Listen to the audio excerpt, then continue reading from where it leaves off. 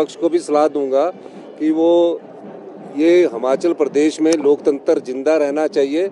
लोकतंत्र की हत्या मत करो, खरीद फरोख्त की हत्या मत करो। और जो बेचारे 1 महीने से बाहर गए हैं 9 विधायक, वो आराम से रहे अपने और आराम से आए। अब अपना ईमान तो वो बेच चुके हैं, अब जनता के बीच जाए और जो चुनौती हमारे को 1 जून को मिलेगी उस चुनौती का हम लोकतांत्रिक तरीके से जवाब देंगे। बहुत देखिए, कल कोऑर्डिनेशन कमेटी की हमारी शुक्ला जी ने चंडीगढ़ में बैठक बुलाई है और मैं कह सकता हूं कि निश्चित तौर पर हमारी जो सरकार की 15 महीने की परफॉर्मेंस रही है, जिसमें समाज के सभी वर्गों का, क्योंकि अभी पत्रकार बंधुओं का भी आने वाले समय में करेंगे, उनका भी विचार हमारे दिमाग में है, लेकिन आने वाले समय में सभी का, हिमाचल प्रदेश की 75 लाख की जनसंख्या का हम लोग इस जन्मदिन के अवसर पर उनका ख्याल रखेंगे।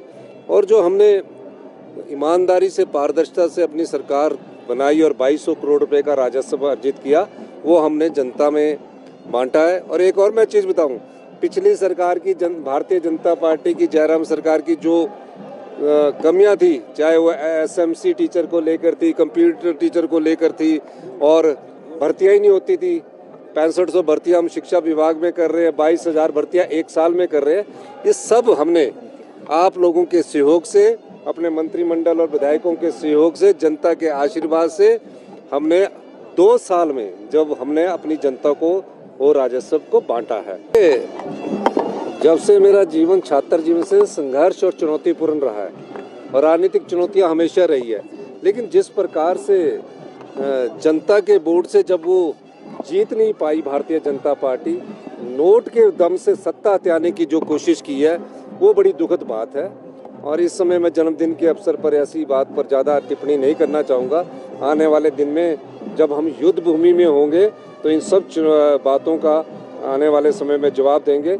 अप्रैल से मैं अपना पूरे हिमाचल प्रदेश का टूर शुरू कर रहा हूँ और निश्चित तौर पर कह सकता हूँ कि हिमाचल की जनता बुद्धिमान है, हिमाचल की जनता लोकतंत्र में विश्वास रखने वाली है, हिमाचल की जनता इस प्रकार की खरीद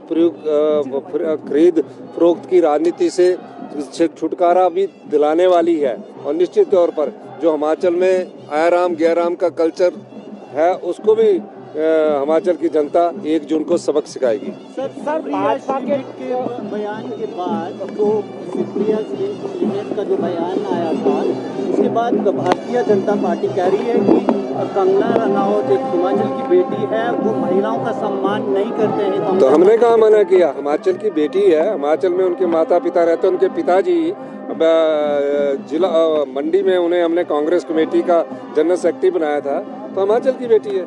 सम्मान नहीं करते हैं ऐसा कह रहे हैं। और महिलाओं का 1500 रुपया देकर प्यारी बहना महिला सम्मान निधि हमने शुरू की। 18 और महिलाओं के लिए कई योजनाएं हमने शुरू की। महिलाओं की बेटियों की उम्र 18 से 21 साल करने की हमने शुरुआत की। बहुत बहुत धन्यवाद।